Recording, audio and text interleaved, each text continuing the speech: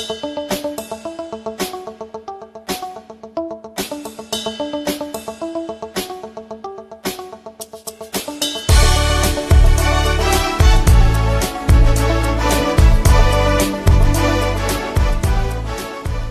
के अनुसार प्रभु यीशु मसीह संपूर्ण मानव जाति का एकमात्र उद्धार करता है।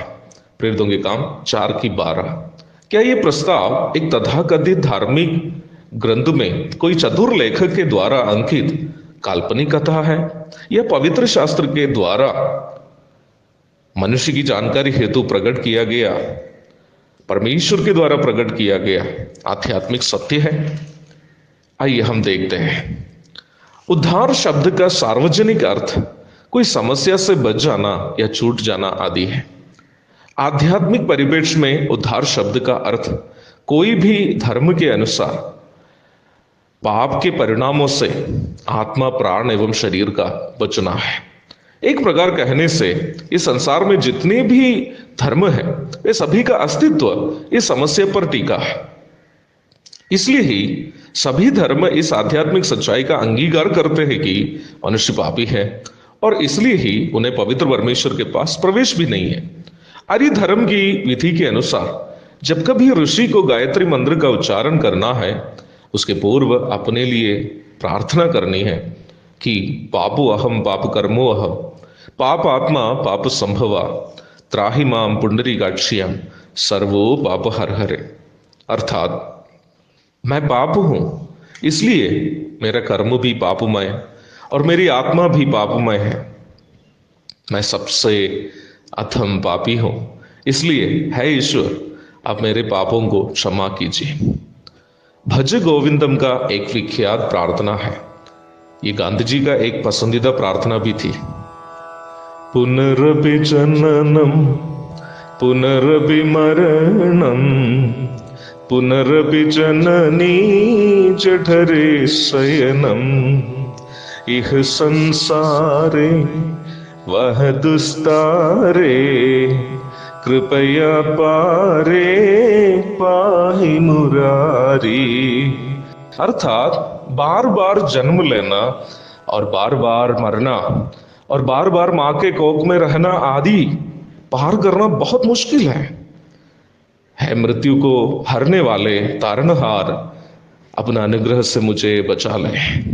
दुनिया के कोई भी धर्म या मजहब को ले, सभी धर्म ये सच्चाई का अंगीकार करते हैं कि मनुष्य पापी है, इसलिए वो मृत्यु के अधीन है। पाप के विषय में जब कहते हैं, ज्यादातर लोगों की सोच यह है कि हम जो बुराइयां करते हैं केवल वही पाप है, जबकि ये सोच बिल्कुल गलत है। इस्राएल का दूसरा राजा और एक बड़ा भक्त मनुष्य महान दाऊद अपना एक प्रार्थना भजन में गाता है, देख मैं अधर्म के साथ उत्पन्न हुआ और पाप के साथ अपनी माता के गर्भ में बढ़ा। भजन 51:5। अर्थात मनुष्य के अंदर जो पाप है वो अपने बाप दादाओं से उन्होंने प्राप्त किया। बाप दादाओं का पाप का बोझ एक मनुष्य के अंदर तभी आता है जब वह अपनी मां के कोख में एक भ्रूण के रूप में उत्पन्न होता है। सांप के ढसने पर जहर इसलिए नहीं निकलता है क्योंकि वो अचानक हमें ढसा, बल्कि ढसने के समय जहर उगलना उसका जन्म के समय उसके माता पिता से प्राप्त उसका स्वभाव है। जहर उस समय से उसके अंदर में है जब वो जन्म लिया, इसलिए वो जब ढसता है तो उसके दांतों से जहर निकलता है। वैसे ही मनुष्य के कर्म बुराई में तब्दील इसलिए हो जाता है क्योंकि मनुष्य माँ बाप से प्राप्त पाप के साथ जन्म लेता है। बाइबल के नया नियम की परिप्रेक्ष्य में पाप की परिभाषा और भी भयानक है। नया नियम की मूल भाषा यूनानी में पाप के लिए इस्तेमाल किया गया शब्द हमार्टिया है, जिसका अर्थ लक्ष्य के पूर्व चूक जाना है। अर्थात मनुष्य के यहां तक सत्कर्म भी यदि उस सत्कर्म का स्तर परमेश्वर के पवित्र स्वभावों के स्तर तक नहीं पहुंचता हो तो उन सत्कर्म भी परमेश्वर की नजरों में पाप है। इसका मतलब मनुष्य करने वाला हर एक काम, चाहे वो हमारे नजरों में सत्कर्म भी क्यों ना हो, परमेश्वर के नजरों में पाप ही है। ऐसी स्थिति में हम मनुष्य पाप से और उसका भयानक परिणाम अनंतकालीन मृत्यु से कैसे बचेंगे? तर्तरीय आरण्यकम उपनिषद कहती है, सर्वो पाप परिहारो रक्तम प्रोषणम आवश्यम ताड़ रक्तम परमात्मेना पुण्यदानम बलियागम। अर्थात पाप से मुक्ति पाने के लिए खून बहाना जरूरी है। वो खून परमात्मा को ही स्वयं बहाना है। लहू बहाकर खुदा को खुश करने के लिए अपना बेटा को कुर्बान करने की कोशिश करने वाला नबी इब्राहिम की कहानी कुरान में आप देख सकते हैं। परंतु इब्राहिम के बेटे के गले में चाकू घुसने के पूर्व खुदा ने इब्राहिम को आसमान से पुकारा और कहा, इब्राहिम इब्राहिम, बालक पर हाथ नहीं रखना, पीछे की ओर मोड़कर देखना, मैं तुम्हारे लिए एक मेढ़ा को तैयार किया। इब्राहिम पीछे की ओर मोड़कर देखा तो खुदा वहां एक मेढ़ा को इब्राहिम के लिए उपलब्ध कराया था। पाप क्षमा के लिए जानवरों को बलि करने की प्रथा न केवल आर्य धर्म और इस्लाम में है, बल्कि दुनिया के सभी प्राचीन धर्मों में होती थी। परंतु लोग इस बात से जाने अनजाने अनजान रह गए कि खुदा परमेश्वर के द्वारा दिखाया गया मेढ़ा एक प्रतीक था। It was a symbol.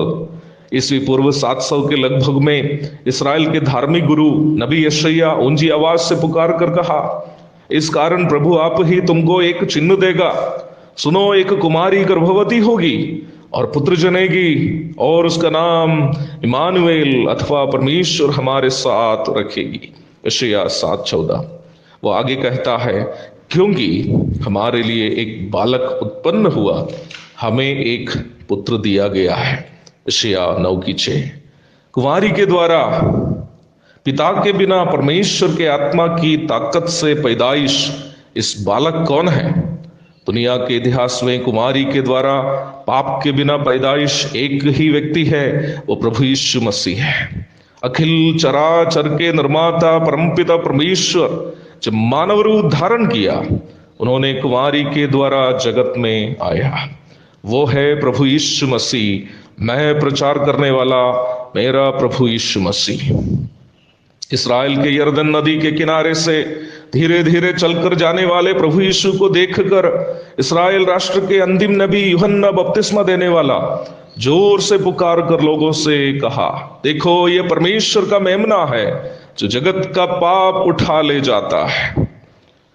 प्रभु यीशु ही वह व्यक्ति है जो पवित्र शास्त्र के वचनों के आधार पर कुमारी में जन्म लिया, पवित्र शास्त्र के वचन के अनुसार निष्पाप जीवन बिताकर संपूर्ण पाप बलि हो गया और पवित्र शास्त्र के वचन के अनुसार कब्र को खाली छोड़कर तीसरा दिन जी उठा, जिनका खाली कब्र आज भी इस्राएल के यरूशलेम में हमारे लिए एक गवाह के रूप में बाकी है।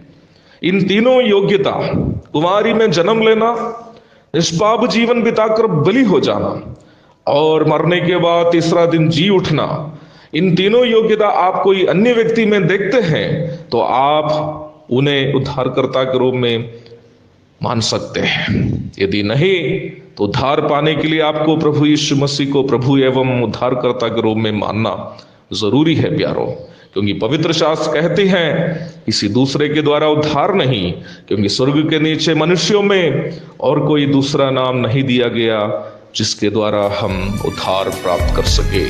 आमीन। कलवरी पर हुआ एक बलि, जन्नत तुझको दिया जाने को, नदी जैसे बह निकला बेगुनाह के लहू क्रूस पर, बेगुनाह के लहू क्रूस पर। जिंदगी खत्म होगी एक दिन, मंजिल है तेरे कहाँ, ये सफर खत्म होगी एक दिन, मंजिल है तेरे कहाँ। जिंदगी खत्म होगी एक दिन, मंजिल है तेरे कहाँ, ये सफर खत्म होगी एक दिन, मंजिल है तेरे कहाँ।